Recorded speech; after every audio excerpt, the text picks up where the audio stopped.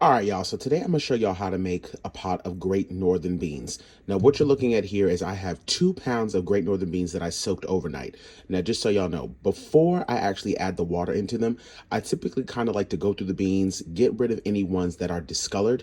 But then the next morning, right before I cook them, as you can see, any of the ones that are floating to the top, I'm also going to get rid of those as well.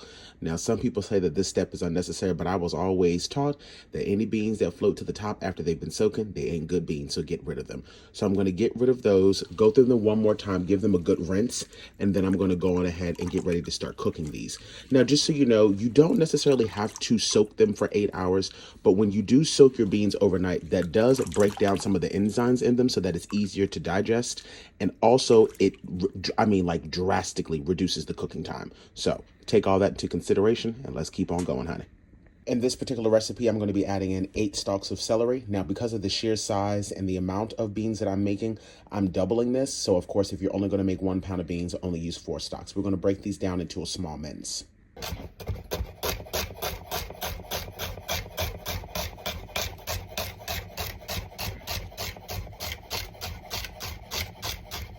Alrighty, so what you guys are looking at here is I have a very large stock pot. As you guys heard me say earlier, I'm going to be cooking 2 pounds of beans. In this particular recipe, I am going to be using pork. You do not have to use pork. You can use smoked turkey necks or any type of other smoked meat that you would like, or you can use no meat at all. Of course, if you choose to use no meat, you'll have to adjust your seasonings.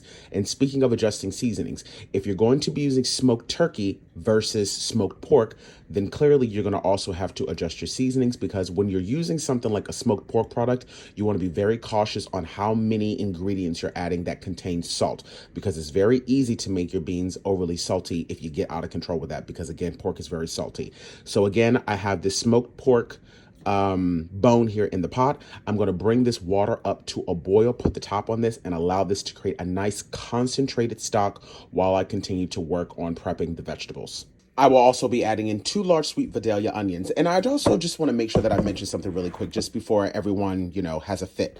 When I add this to the pot, if you are a person that really likes texture, as far as like you like the crunch of vegetables, when you add in these veggies, only add in half. Me personally, I do not like that. I want all of it to be the same texture. I want it to be nice and soft, essentially all just kind of melting in my mouth. That's how I like my beans. The only texture that I like in mine is the texture that comes from the meat itself. But if you are a person that wants to taste the crunch of the celery, the crunch of the carrot, the crunch of the onion, what I would suggest is only adding in half of the amount of the veggies to the pot. And then in the last maybe 30 minutes or so of cooking, then you can add in the rest of them. And that way you'll still have a little bit of crunch. So just know that option is there. I do not do that, but you absolutely can. Now, let's get back to breaking down these onions. Also, just know you don't have to be too particular about how you're breaking these down, so don't go stressing yourself out about if it's down to a full mince or not, because the sheer amount of time that all of these are going to be cooking, most of this is going to break down into nothing but flavor, honey. So as long as they're roughly around the same size, that's all that really matters. So don't get too caught up on, oh, they all need to be the perfect size, because they don't. You can also use a food processor to kind of skip all this chopping if you don't want to do it, but just don't go too overboard. You don't want to liquefy the vegetables. So just know you have options if you're not a person that likes to deal with knives or any of that stuff. And I'm also not one of those people that's too bougie to say, when you go to your grocery store, if they have those vegetables that are already like pre-chopped up for you, honey, use them. All right, and what you guys are looking at here is the leftover honey-baked ham that I had from this past Thanksgiving. Now, again, if you guys are going to be using smoked turkey, adjust everything accordingly.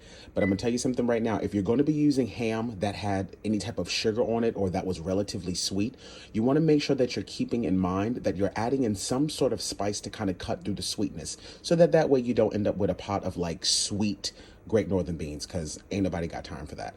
So now that I got this all chopped up, I have my veggies all chopped up, my beans are washed. Now we can go on ahead and get ready to start adding everything to the pot.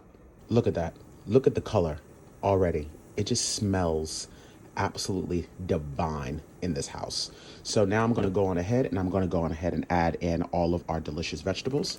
Add all of those directly to that pot, just like so. And then I'm also going to add in all of the diced ham as well. We're going to keep that bone directly in there. You can also now go on ahead and add in all of the ham as well, and then give this a good mix.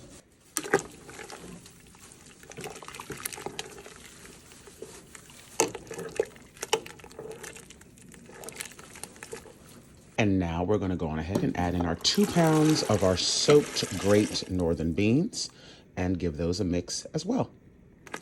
And as you guys can see already, like, look at how that's like the perfect amount of liquid. But see, as you guys know, those beans are going to soak up a lot of that liquid. So I am going to be adding in some chicken stock, just so you know. And of course, once we remove the bone, which we will be doing eventually, that's also going to take out, you know, some of the extra space that's in there. But already, y'all, this is smelling delicious. I'm going to go on ahead and start adding in some of my seasonings, but I'm going to let you know right now, the one thing that I will be avoiding at this stage is adding in any seasonings that contain salt. Once again, if you're going to be making your Great Northern beans starting with a pork base, you want to avoid adding in any seasonings that have salt until you're getting to the final stages of the recipe. Because number one, all pork ain't made equal, honey. And you do not want to mess around and make your stock overly salty, because you're going to extract a lot of sodium from that ham bone alone. So let me go on ahead and grab a couple seasonings, Chad. Before I do that, I'm going to add in 2 32-ounce containers of chicken stock. And I know some of you guys are thinking, boy, that is way too much liquid. But trust me, honey, it's not. I know what I'm doing. I've been making these for many years, Chad. Add in 2 32-ounce containers of chicken stock, chicken broth, whatever you would like. It's completely up to you. Alrighty, I'm going to add in some black pepper, onion powder,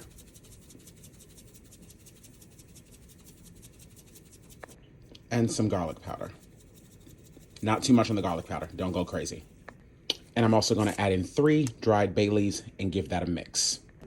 For right now, those are going to be the only seasonings that I'm going to add to this pot for right now. There are going to be many other seasonings that's going to be added in, but for right now, this is all we're going to focus on.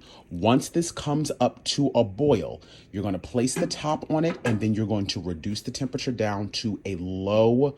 Honestly, I'm not even going to say a medium low. Just turn it down to low. You want these beans to cook nice and slow. So I'm going to allow this to come all the way up to a boil, place the top on it, turn it down to low. And I'm going to allow these to cook anywhere between 2 to 3 hours. And then I'll come back, let you guys know when it's time to start adding in additional seasonings. All right, y'all. The beans are looking absolutely divine. Okay. They are looking just the way I want them to. They are essentially done. As you can see, that water drastically reduced. The water line started up here, and you can see how far down it's gone. So now is the time when I'm going to go in. I'm going to taste the stock, and then, and only then, will I be able to start adding in the elements of salt. All right, so I'm going to go in with a little bit of seasonal salt. Not too much on the seasonal salt because I'm going to be using spike as well. So that's about enough for that. Again, you're going to have to, measure out the seasonings on your own, because that's drastically going to depend on what type of meats you're using, or if you use meat at all, how much pork you're going to put in it. But at least you guys will know what seasonings I'm using. So that was seasonal salt. Now I'm going to go heavy with my spike seasoning. The spike seasoning is really where I want a majority of my flavor to come from. I'm also going to add in a few dashes of accent. And then because I want to cut just a little bit of the sweetness, I do a few dashes of cayenne pepper. And we're also going to add in just a little bit of Slap Your Mama Creole seasoning. Not too much, but, just enough. And now we're just going to go on ahead and give this a good old mix around. And as you guys can see, it has completely reduced down. Like I said, it started up here. It's come all the way down here. I like to keep just a little bit of juice in mind. But I want to show y'all that the bone has completely, look. The meat has fallen completely off of this ham bone. And we're going to keep that in there because all of that bone marrow, it just adds more flavor to the stock. I'm telling you, these beans are absolutely divine. And then the very last steps, I always like to add in 1 stick of unsalted butter. It just adds a level of creaminess to the whole dish. My God, on today. My God, on today. Look at them. Look at them. Don't ask me for no damn ingredient list. Goodbye.